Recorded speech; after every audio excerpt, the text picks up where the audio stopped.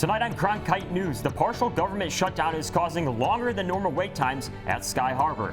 And ICE agents could be filling empty TSA positions. What to expect if you're traveling.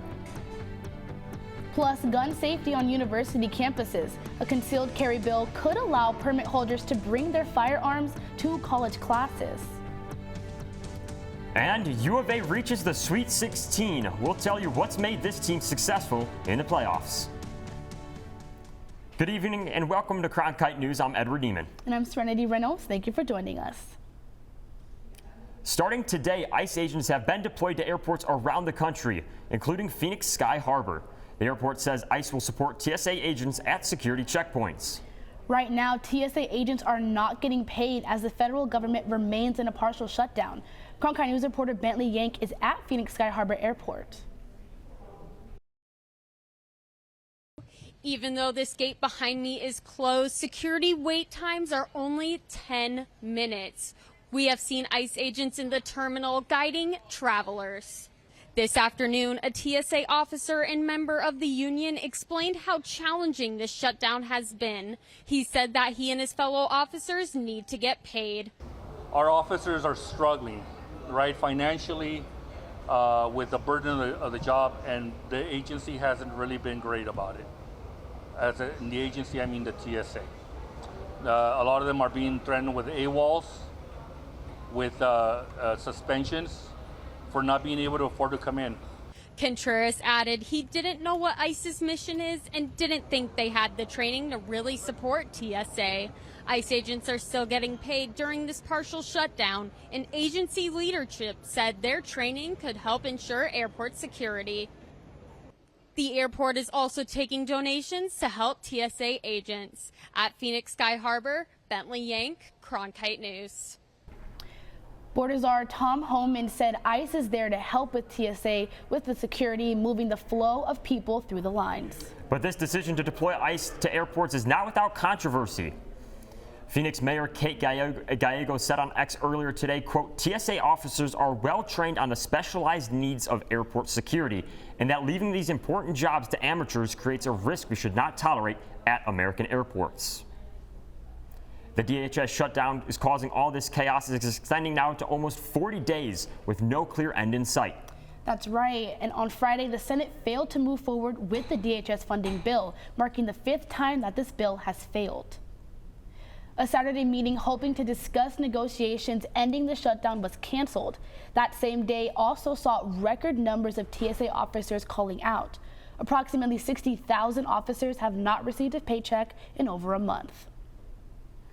In international news, oil prices dropped and stocks rebounded after President Donald Trump said the U.S. would delay strikes against Iranian power plants. Trump also claims the two countries are in talks, but Iran is pushing back. Early this morning, President Trump stated that the U.S. and Iran have found common ground in ongoing discussions, calling the talks constructive. The president added that he's postponing any strikes on Iran's power plants for 5 days. President Trump spoke about the ongoing conflict earlier today. They called. I didn't call. They called. They want to make a deal. And we are very willing to make a deal. It's got to be a good deal. And it's got to be no more wars, no more nuclear weapons. They're not going to have nuclear weapons anymore. They're agreeing to that. Despite the president saying they called, Iran denying these talks happened and responded by saying the president was just buying time for his military plans. And at the Supreme Court today, a hearing that could change the fate of mail-in voting. Justices heard arguments challenging the federal legalities of a COVID-era Mississippi law. The law allows mail-in ballots that are received after an election day to be counted if they arrived within 5 days of the election. The conservative majority appear to agree with the arguments made against the law. President Trump is pushing justices to limit the mail-in system. However, some voting groups say states have flexibility in whether to embrace mail-in ballots and how to regulate them. The court's final decision is expected by the start of summer.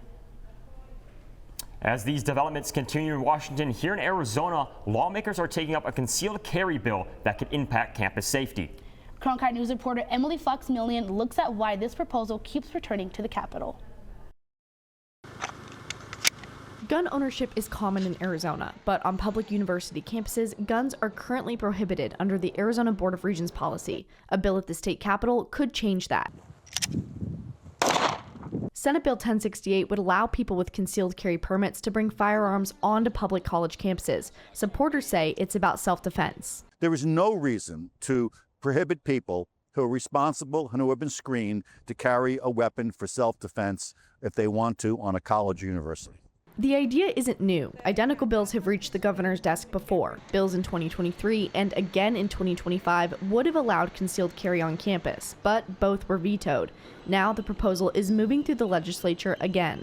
I've personally taken a concealed carry class and have a permit. That requires a background check and special training on how to conceal, hold, and fire a weapon. Students are split. Advocates say allowing people with permits to carry on campus provides another way to protect themselves. The national police response time on average is 7 to 10 minutes, which that could be life or death. Opponents say bringing guns to campus just creates new risks. A background check can only tell you so much about a person. It's not going through a psych check. Gun safety advocates say college campuses are already relatively safe. There's no evidence showing that this is a good idea. In fact, in other states where it's been passed, we've seen accidental misfires, negligence. Guns are not an appropriate tool on a college campus. The bill passed the Senate last month. If it passes in the State House, it could once again land on the governor's desk. Emily Fox-Millian, Cronkite News.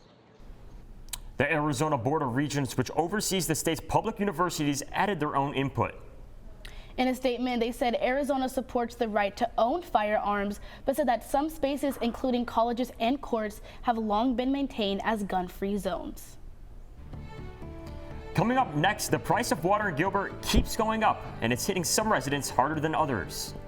That's right. Small farmers in particular are under pressure this year, as this year marks the third straight year of water rate increases. One of the things I keep telling people all the time is Arizona's not running out of water. We are running out of cheap water. How one farm is stepping up to the challenge, coming up on Cronkite News. Plus, warm temperatures continuing in the valley. We'll tell you where to avoid the heat coming up in the full forecast. As a teacher, you just want to reach people. You want to make a difference. You want to help them. I have an opportunity to do something I never imagined I would be able to do. Go out and build the best biology class the world has ever seen. When you go into Dreamscape Learn, you put on a set of goggles and you can go anywhere. You can be anyone and do anything. The thing about Arizona State University is they're always thinking about what's next. We can create virtual reality experiences so that you can learn by exploring in a virtual world the way that scientists explore in the real world. And kids can feel that. All these emotions are what help the brain encode information. When I see a student come out of VR, the look on their face is nothing like I've ever seen when I finish a lecture. They look so happy to be there. In that moment, you know that you've reached them.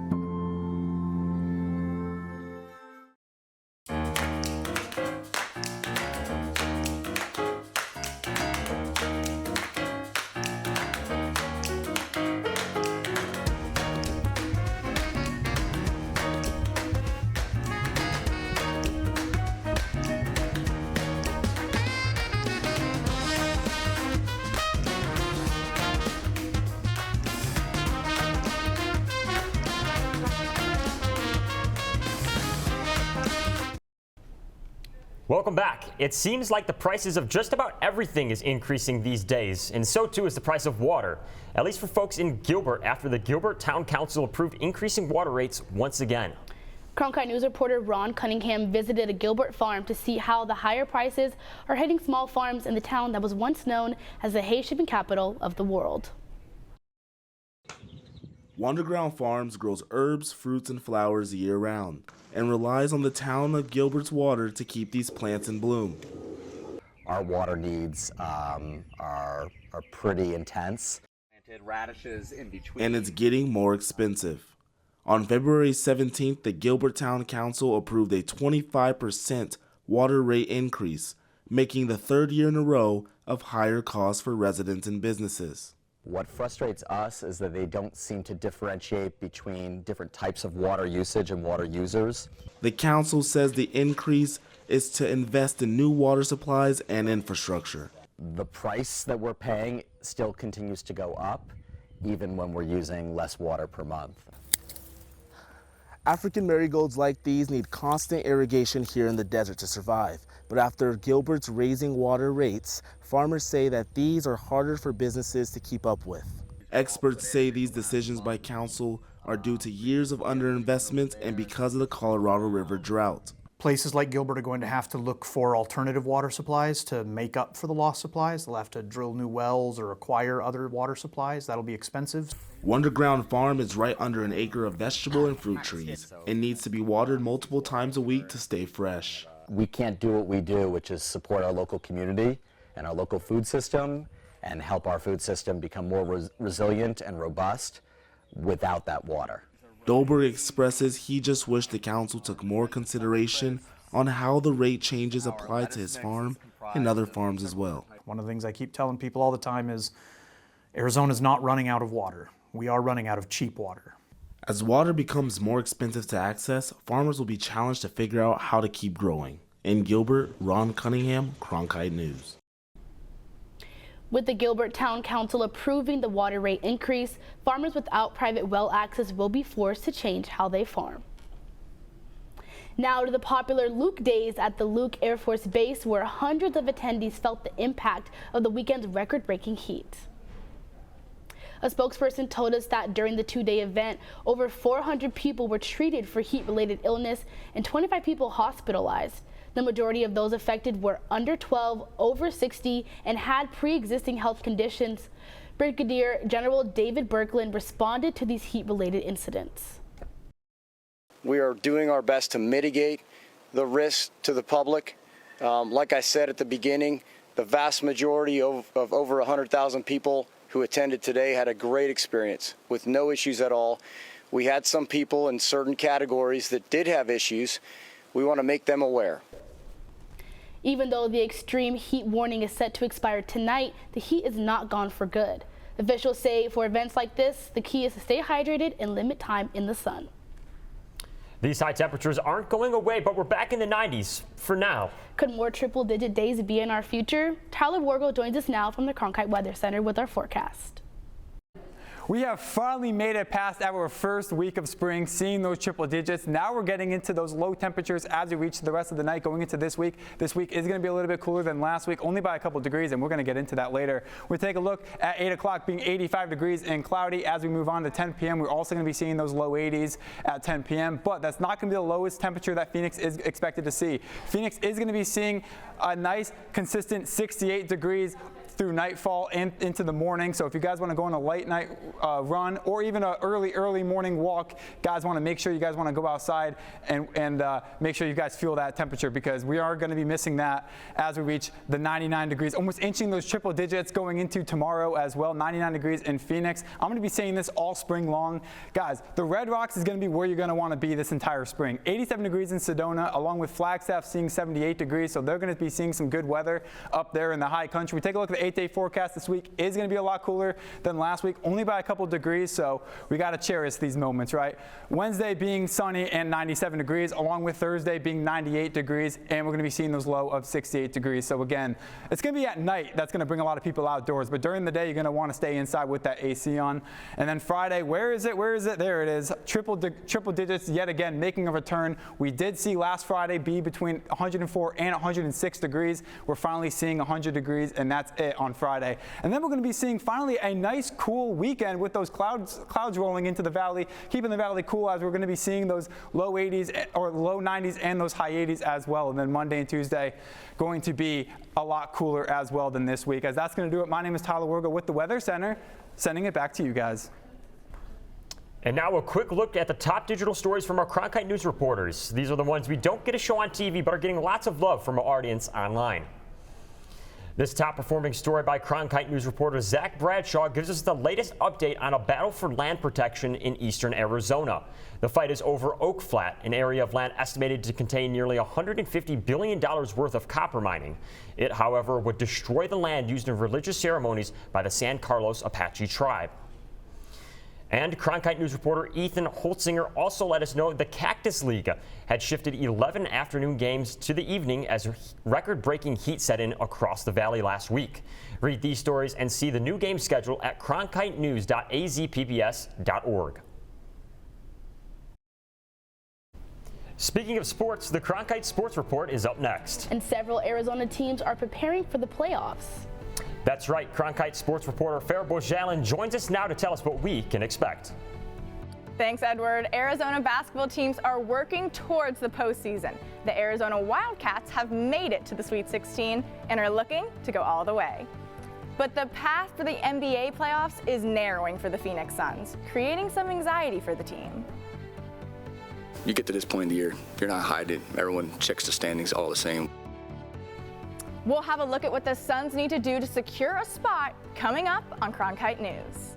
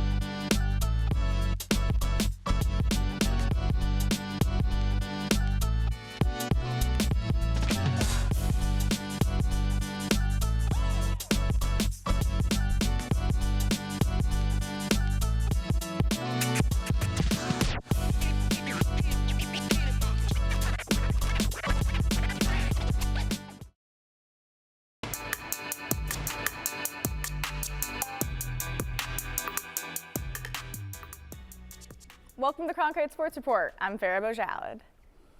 We'll begin with a new era for the Sun Devil basketball. ASU Athletic Director Graham Rossini announced today that Randy Bennett will be their new head coach. Bennett most recently led St. Mary's for 25 seasons, which included 12 NCAA tournament appearances. Bennett grew up in Arizona and played at Westwood High School for his father, Tom, who was a legendary coach here in the Valley. The Suns snapped a 5-game losing streak last night when they beat the Toronto Raptors 120-98. This win leaves the Suns in a tight place for the playoffs. The team's 40-32 record leaves them with few options to reach the postseason. If the Suns beat the Denver Nuggets tomorrow, they'll need the Colorado team to lose at least 6 of their 9 remaining games to have a chance at the playoffs. Head coach Jordan Ott says the team is hoping to improve amid playoff jitters. We were playing better of late. As we add bodies, we've got to keep it going. We got to insert and improve. So everyone's fully aware. You get to this point in the year, you're not hiding. Everyone checks the standings all the same. We just don't talk about it as much. The Suns will face off against the Denver Nuggets in the Mortgage Matchup Center tomorrow at 8 p.m. And as the Suns vie for their playoffs, University of Arizona is blazing a trail in their tournament. Their win over Utah State last night secures their place in the Sweet 16. Our Gabby Chernoff was in San Diego for the thunderous game. Well, as Katy Perry once said, nothing comes close to the Golden Coast. And in San Diego this weekend, the California Cats were undeniable. Arizona is headed back to the Sweet 16 for the fourth time in head coach Tommy Lloyd's 5-year tenure after a 78-66 win over Utah State. But it wasn't all smooth sailing. We had to weather some storms and, give Utah State a lot of credit. They create a lot of adversity, switching defenses and, you kind of throw you out of your rhythm on offense a little bit. We weren't as good in the second half of getting the ball inside. Arizona went over 7 minutes in the second half without a field goal and had to fight to get its rhythm back. Demonstrating resiliency isn't new to the Wildcats, though, after losing just 2 games in a rigorous Big 12 schedule this season. Yeah, I would just say it's huge for us, especially last week. We had 3 tough games back to back to back. So I think that definitely helped us, leading into this tournament. And the Big 12 is, the best conference in college basketball, so it definitely got us prepared for this moment. The Arizona faithful were out in numbers, ready for their moment, too, cheering loud and proud all weekend. It's huge. It feels like we're almost playing at home. When we go on those runs, it got super loud, so really appreciate the fans. It's huge. Our Wildcat Nation really came out. You can't even hear yourself thinking here. All you keep hearing is U of A, and I love hearing that chant. Well, we know how bad our fans want it for us. So I was hoping they would come and participate, and I thought they did a really good job participating. And then hopefully we'll have even a stronger contingent at San Jose, and they're going to be there, fighting and pulling us through every step of the way. Arizona will head back here to the Golden State on Thursday for a matchup against Arkansas, where Tommy Lloyd will look for his first Elite 8 appearance at the helm in Tucson. In San Diego, Gabby Chernoff, Cronkite News. The Wildcats will face the number 4 Arkansas Razorbacks on Thursday at 6:45 p.m. in San Jose, California. If they win, they'll move on to the West Region Finals. And before we have even reached the men's Final Four, the last perfect bracket has been destroyed. Tennessee's win over Virginia busted the last bracket. The prediction lasted 44 games, one better than last year. This is par for course for the brackets, though. No one has ever picked a perfect bracket, according to NCAA data. However, that doesn't stop people from trying. This year, more than 36 million brackets were submitted across 7 gaming sites. Finally tonight, a milestone previously only achieved by Wayne Gretzky is celebrated by Washington's captain, Alex Ovechkin. Take a look at the goal that put him over the top. Ovechkin fires! He scores! Yesterday, Ovechkin became the second hockey player in NHL history to score 1,000 goals between regular season and playoffs. This monumental goal was also the 26th of his most recent season. Ovechkin beat Gretzky's regular season goal recorded last year. However, Gretzky still holds the record for the most postseason goals. That's it for tonight's Cronkite Sports Report. I'm Farah Bojalad. Thank you for joining us. Now back to Edward and Serenity at the desk. Coming up next, you've heard the phrase, it's a bird, it's a plane. But have you heard it's a meteor? That's just what happened in one part of Texas. Find out how the space rock paid a woman a special visit.